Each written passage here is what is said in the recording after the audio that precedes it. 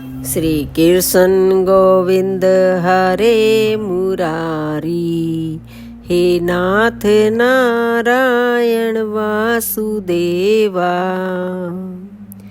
श्री सुखदेव जी को नमस्कार, विदुर जी को नमस्कार, सूत जी को नमस्कार, मैत्रेय जी को नमस्कार, व्यासदेव जी को नमस्कार, श्रीमद् भागवत को नमस्कार करके हम श्रीमद् भागवत की चर्चा करते हैं। श्री सुखदेव जी कहते हैं, राजन, प्रयोजनवश सूकर बने श्री हरि की कथा को मैत्रेय जी के मुख से सुनकर भी भक्ति व्रतधारी विदुर जी की पूर्ण तृप्ति न हुई।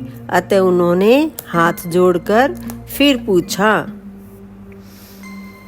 विदुर जी ने कहा, मुनिवर, हमने यह बात आपके मुख से अभी सुनी है कि आदि दैत्य हिरण्याक्ष को भगवान यज्ञमूर्ति ने ही मारा था।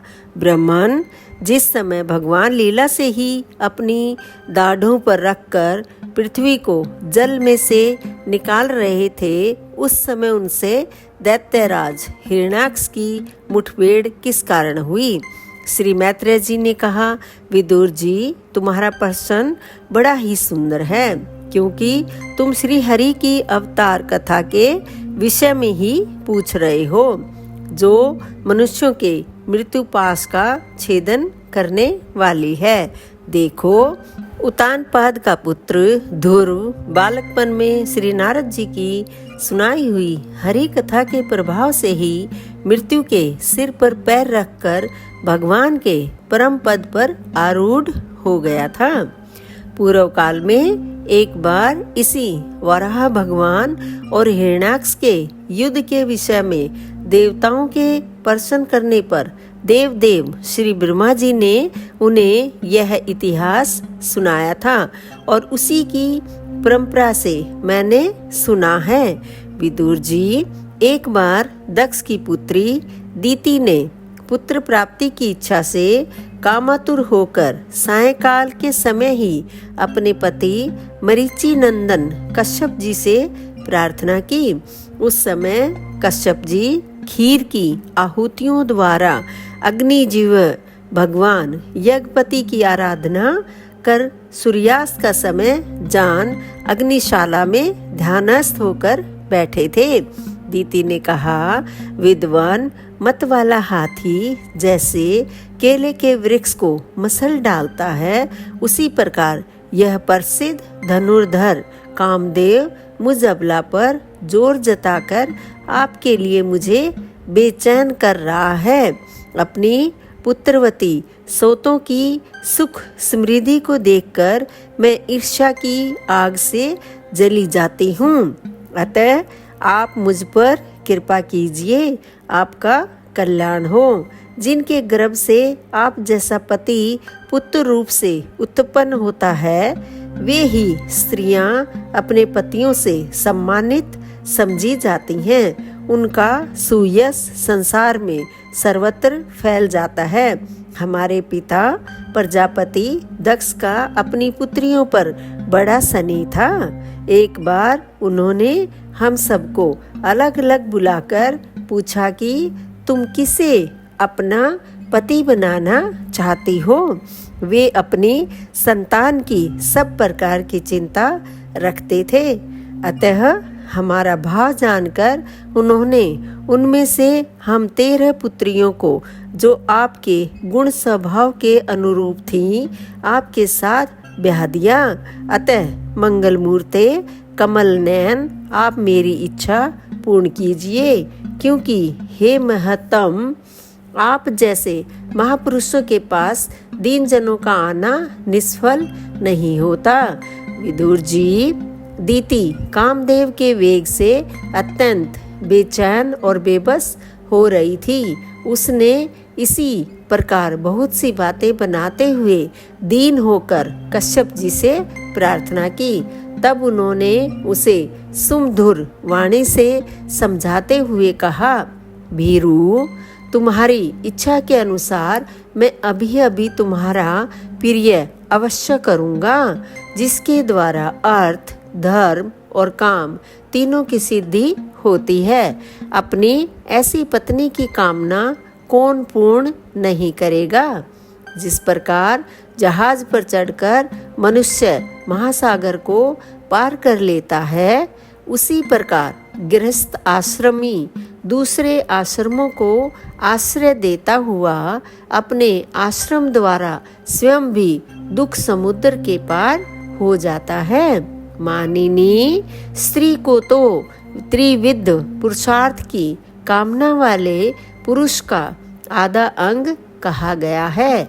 उस पर अपनी गृहस्थी का भार डालकर पुरुष निश्चिंत होकर विचरता है। इंद्रिय रूप शत्रु अन्य आश्रम वालों के लिए अत्यंत दुर्जय हैं, किंतु जिस प्रकार किले का स्वामी सुगमता से ही लूटने वाले शत्रुओं को अपने अधीन कर लेता है, उसी प्रकार हम अपनी विवाहिता पत्नी का आश्रय लेकर इन इंद्रिय रूप शत्रुओं को सहज में ही जीत लेते हैं। गृहेश्वरी, तुम जैसी भार्या के उपकारों का बदला तो हम अथवा और कोई भी गुणग्राही पुरुष अपनी सारी उम्र में अथवा जन्मांतर में भी पूर्ण रूप से नहीं चुका सकते। तो भी तुम्हारी इस संतान प्राप्ति की इच्छा को मैं यथाशक्ति अवश्य पूर्ण करूंगा। परंतु अभी तुम एक मुहूर्त ठहरो, जिससे लोग मेरी निंदा न करें। यह अत्यंत घोर समय राक्षस आदि घोर जीवों का है और देखने में भी बड़ा भयानक है। इसमें भगवान भूतनाथ के गुण भूत प्रेत आदि घुमा करते हैं।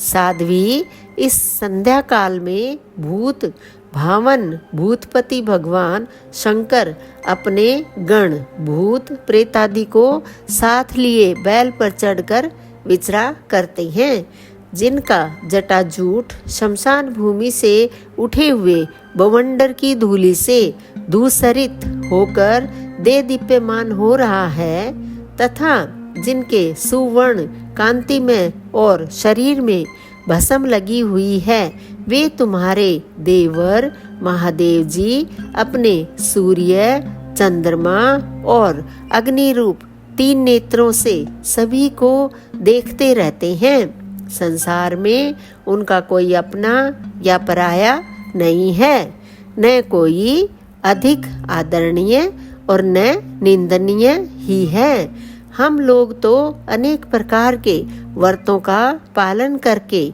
उनकी माया को ही ग्रहण करना चाहते हैं, जिसे उन्होंने भोग कर लात मार दी है। विवेकी पुरुष अविद्या के आवरण को हटाने की इच्छा से उनके निर्मल चरित्र का गान किया करते हैं। उनसे बढ़कर तो क्या, उनके समान कोई भी नहीं है और उन तक केवल सत्पुरुषों की ही पहुंच है। यह सब होने पर भी वे स्वयं पिशाचों का सा आचरण करते हैं।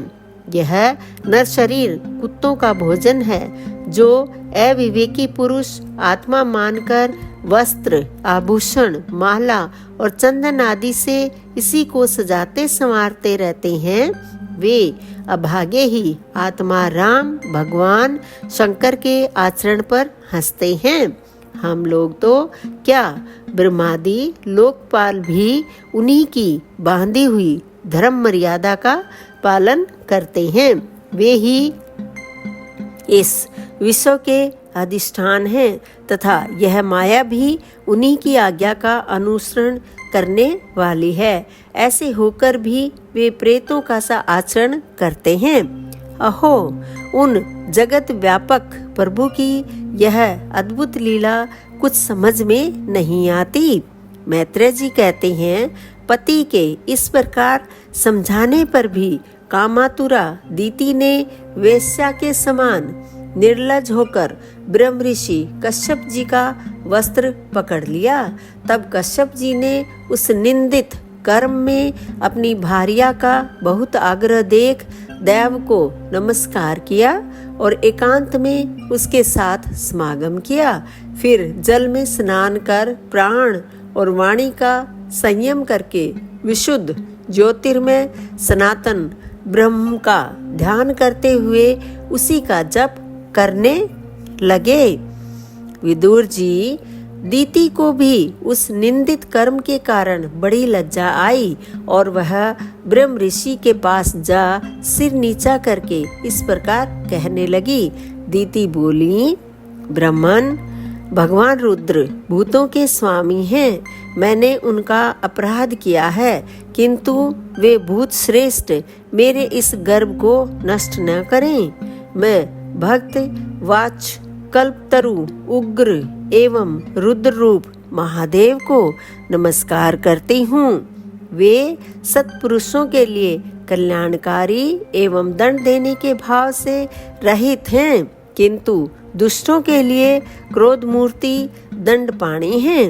हम स्त्रियों पर तो व्याध भी दया करते हैं, फिर वे सतीपति तो मेरे बहनोई और परम कृपालु हैं, अतः वे मुझ पर प्रसन्न हों। श्री मैत्रेय जी ने कहा, विदुर जी, प्रजापति कश्यप ने सायंकालीन संध्या वंदनादि कर्म से निवृत्त होने पर देखा कि दीति थर थर कांपती हुई अपनी संतान की लौकिक और पारलौकिक उन्नति के लिए प्रार्थना कर रही हैं। तब उन्होंने उससे कहा, कश्यप जी ने कहा, तुम्हारा चित्त काम वासना से मलिन था, वह समय भी ठीक नहीं था और तुमने मेरी बात भी नहीं मानी तथा देवताओं की भी अवहेलना की।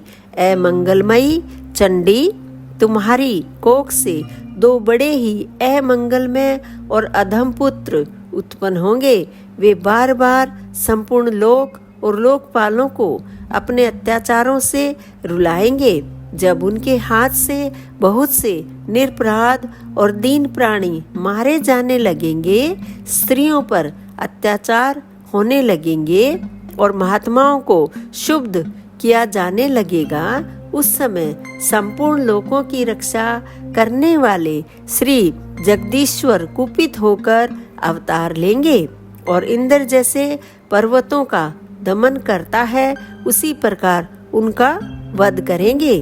दीति ने कहा, प्रभो, यही मैं भी चाहती हूँ कि यदि मेरे पुत्रों का वध हो तो वह साक्षात भगवान चक्रपाणि के हाथ से ही हो, कुपित ब्राह्मणों के शाप आदि से न हो।